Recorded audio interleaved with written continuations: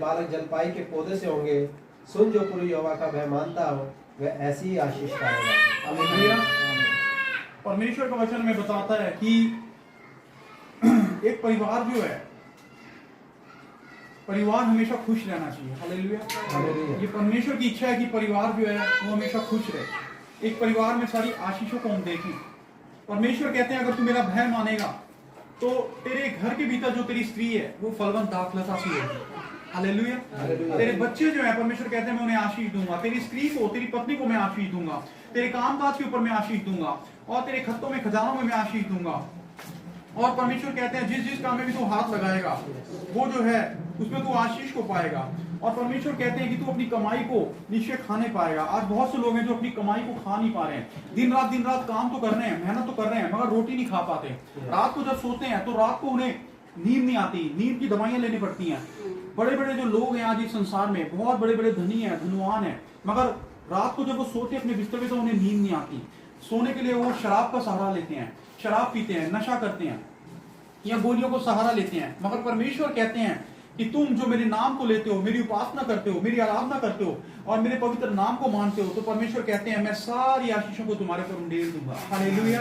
परमेश्वर कहता है तुम्हारे बच्चे आशीषित होंगे, तुम्हारी पत्नी आशीषित होगी, तेरा घर आशीषित होगा। जिस काम में तू हाथ लगाएगा उन कामों को मैं आशीष दूंगा, तेरे हाथों को मैं आशीष दूंगा, तेरे आने जाने पे मैं आशीष दूंगा, तेरे उठने बैठने, चलने फिरने पे, लेटने पे, बोलने पे मैं आशीष दूंगा। परमेश्वर कहते हैं तेरे द्वारा मैं दूसरों को भी आशीष दूंगा। तेरा जो घर है, तेरा जो परिवार है, उसके ऊपर मैं अपनी आशीष को ले दूंगा। हालेलुया। आज परमेश्वर की इच्छा है कि हमारा जो घर है उसमें हम आशीष को देखें, परिवार में आशीष को देखें। जब परमेश्वर ने आदम को बनाया था तो परमेश्वर ने उसके लिए एक स्त्री को बनाया, हवा को बनाया। क्यों? क्योंकि परमेश्वर ये चाहते थे कि आदम आशीष को पाए। और परमेश्वर ने स्वयं कहा कि पुरुष का अकेले रहना ठीक नहीं है, मैं उसके लिए एक सहायक को बनाऊंगा। और जब परमेश्वर ने आदम को, हवा को बनाया तो उन्हें पति पत्नी करके एक दूसरे को दिया और उन्हें कहा कि तुम फूलो फलो और पृथ्वी में फैल जाओ। हालेलुया। परमेश्वर चाहते कि हम फूले फले, हमारा परिवार तरक्की पाए, हमारे बच्चे तरक्की पाए, हम इस दुनिया में जो है संसार में तरक्की को पाए। और परमेश्वर परिवार को आशीष देना चाहते हैं, परिवार को परमेश्वर बनाते हैं। इसीलिए आज जो शैतान है वो परिवार के ऊपर वार करता है। जो परिवार है, परिवार के ऊपर ही सबसे ज्यादा वार करता है। परिवार को वो तोड़ना चाहता है, पति पत्नी में कलह डालता है, फूट डालता है, गुस्सा, लड़ाइयां लेकर आता है। क्यों? क्योंकि शैतान जो है वो परिवार को देख नहीं सकता, परिवार को वो देखना नहीं चाहता। क्योंकि परमेश्वर जो है वो परिवार से प्यार करते हैं।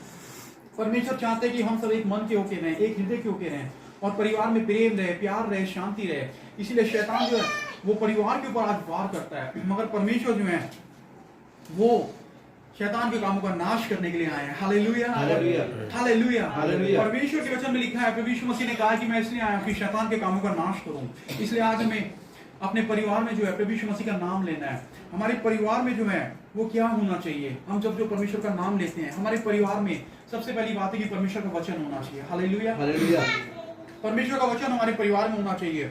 जब परमेश्वर ने पृथ्वी को बनाया तो वचन में लिखा है आदि में क्या था? आदि में वचन था। आदि में ये मोबाइल नहीं थे, टीवी नहीं था, ये सब चीजें जो हम इस्तेमाल करते हैं ये नहीं थी। दुनिया के संसार के सुख ऐशो आराम ये नहीं थे, लग्जरी गाड़ियां नहीं थी। मगर परमेश्वर के वचन में लिखा कि आदि में जो है वो परमेश्वर का वचन था। ये जो वचन ही है यही सब कुछ है। परमेश्वर के वचन की जो रोशनी है, जो प्रकाश है वो हमारे घर के अंदर आज चमकना चाहिए। परमेश्वर की वचन की जो रोशनी है हमारे ऊपर चमकनी चाहिए। परमेश्वर का जो वचन है वो हमारे घर में आज उसकी ज्योति दिखाई देनी चाहिए।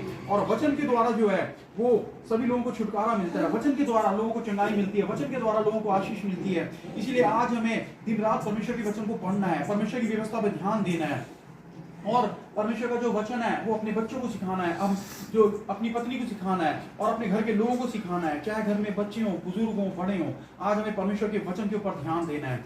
व्यवस्था विवरण की किताब 4 अध्याय और उसकी 8 और 9 आयत देखेंगे। व्यवस्था विवरण की किताब 4 अध्याय और उसकी 8 और 9 आयत को देखेंगे।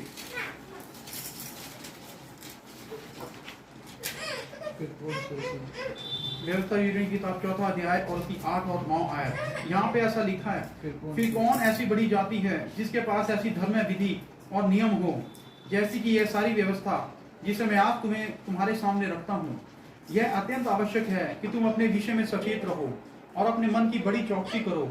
कहीं ऐसा ना हो कि जो जो बातें तुमने अपनी आंखों से देखी उनको भूल जाओ और वह जीवन भर के लिए तुम्हारे मन से जाती रहे, किंतु तुम उन्हें अपने बेटों और पोतों को भी सिखाना।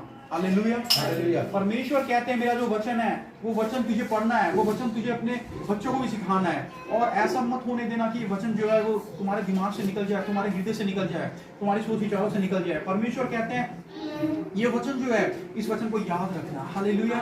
इस वचन को अपने दिल में रखना, अपने दिमाग में रखना, अपनी जबान पे रखना, अपने मुंह पे रखना। इस वचन को अपने बच्चों को सिखाना, अपने घर के अंदर जो है इस वचन की रोशनी को आने देना, इस वचन की ज्योति को और प्रकाश को आने देना।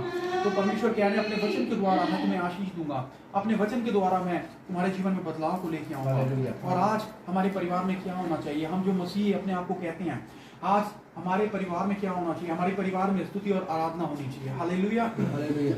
स्तुति और आराधना हमारे परिवार में होनी चाहिए। भजन और स्तुति गान और स्तुति गीत हमें गाने चाहिए। परमेश्वर का वचन बताता है कि आज जैसे हम इस घर के अंदर बैठे हैं, प्रिस्का और अक्विला एक पति पत्नी थे।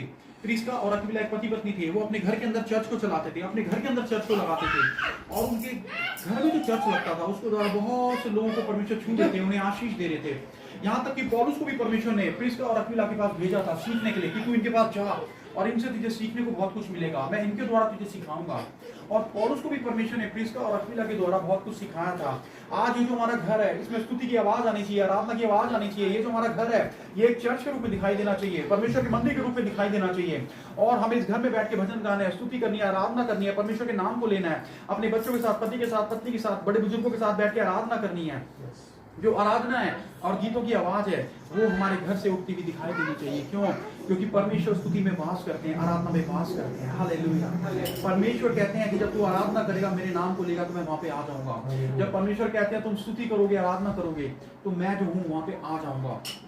बाइबल में बताते हैं कि दाऊद जो था उसने बहुत से गाने वालों को रखा हुआ था और इंस्ट्रूमेंट बजाने वालों को रखा हुआ था। क्यों? क्योंकि वो आराधना की शक्ति को जानता था। ये जो आराधना है, परमेश्वर आराधना में वास करते हैं। वो कहता है तू इस्राएल की स्तुति के सिंहासन पे विराजमान है। परमेश्वर जहाँ आराधना होती है वहाँ परमेश्वर की प्रेजेंस होती है। दाऊद जानता था, इसलिए दाऊद जो है वो खुद भी आराधना करता था, इंस्ट्रूमेंट बजाता था, भजन गाता था। जब वो अपनी भेड़ों को चलाता था, पहाड़ियों के पीछे जहाँ उसे कोई नहीं देखता था, वो चुपचाप बैठ के वहाँ पे अकेले में इंस्ट्रूमेंट बजाता था, भजन गाता था, अपने परमेश्वर के साथ बातें करता था। आज हमें भी, चाहे हमें कोई ना देख रहा हो, मगर घर के अंदर बैठ के आराधना करनी है, स्तुति